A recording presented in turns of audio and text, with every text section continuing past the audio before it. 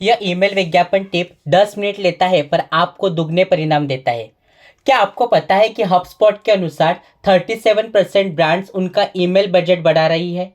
क्योंकि यह एक सबसे कम कीमत पर ज़्यादा रिटर्न देने वाली डिजिटल विज्ञापन स्ट्रैटेजी में से एक है।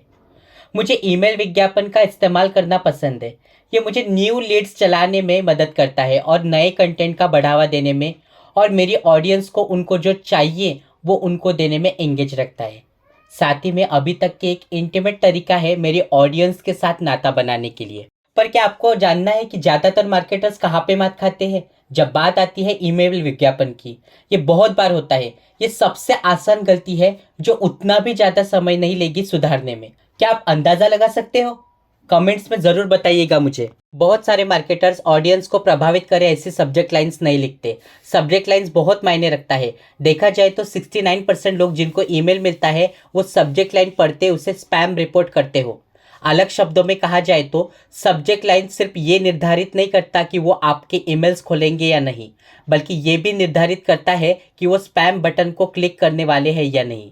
दूसरी तरफ देखा जाए तो 33% लोग जिनको ईमेल मिलता है वो बताते हैं कि वो आकर्षक सब्जेक्ट लाइंस की वजह से ही ईमेल खोलते हैं। अब ये रही उसके बारे में बढ़िया बातें। अच्छी सब्जेक्ट लाइन लिखना ज़्यादा समय नहीं लेना चाहिए।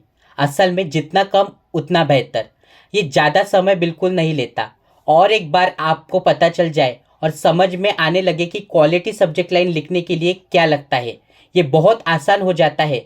बेहतर सब्जेक्ट लाइन्स लिखने के लिए ये रहे कुछ आसान टिप्स। पहला, उन्हें छोटा रखिएगा। 82% मार्केटर्स ईमेल में 60 शब्दों के अंदर रहने वाले सब्जेक्ट लाइन्स लिखते हैं। जितना कम उतना बेहतर। मैंने देखा है कि वो जब छोटे होते हैं तो जिज्ञासा पैदा करते हैं और बेहतर। जैसे कि ये रहे, ग्रीन टी के 5 फायदे। 4 नंबर तो आपको हैरान कर देगा। ये उदाहरण हुआ सब्जेक्ट लाइन का जिससे जिज्ञासा पैदा हो। शायद कुछ ज्यादा ही हो रहा है पर आपको पता चल रहा होगा कि क्या कहना चाहते हैं। दूसरा, A/B टेस्ट कंडक्ट करिए। 93% यूएस कंपनीज A/B टेस्टिंग करते हैं उनके ईमेल विज्ञापन के लिए। देखिए हमें ईमेल विज्ञापन से क्या मिला जब आप सब्जेक्ट लाइंस पर A/B टेस्ट करें। ज्यादातर लोग सिर्फ A की बनाते हैं और B उसे भेज देते हैं। उन्हें लगता है कि ठीक है ये अच्छा है, A ने B से ज्यादा खोला या फिर B ने A से ज्यादा खोला और फिर हो गया। और फिर वो और ज्यादा ईमेल्स बनाते हैं पर वो ओरिजिनल A/B टेस्ट का डेटा इस्तेमाल नहीं कर रहे। सही बात है कि कुछ ईमेल प्लेटफॉर्म देखते हैं कि कौन सा बदलाव बेहतर काम करता है और वो लिस्ट के सबसेट को सुनेंगे और बाकी लिस्ट को बेहतर वर्जन भेजेंगे।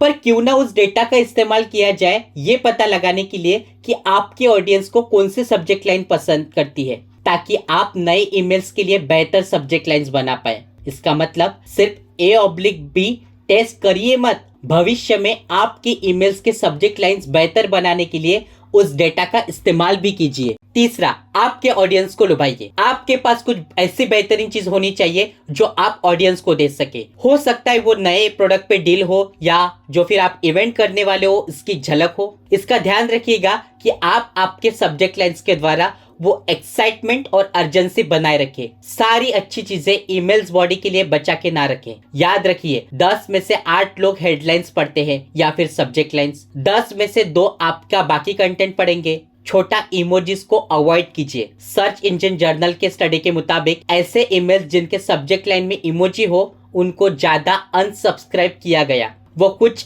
स्पैमी लगता है। खासकर अगर आप बिजनेस चला रहे हो और आपको प्रोफेशनल रहना है तो ध्यान रखिएगा कि आप इमोजीज को अवॉइड करें। वो कुछ स्पैमी लगता है। खासकर अगर आप बिजनेस चला रहे हो तो आपको प्रोफेशनल रहना होगा। तो ध्यान रखिएगा कि आप इमोजीज को अवॉइड करें।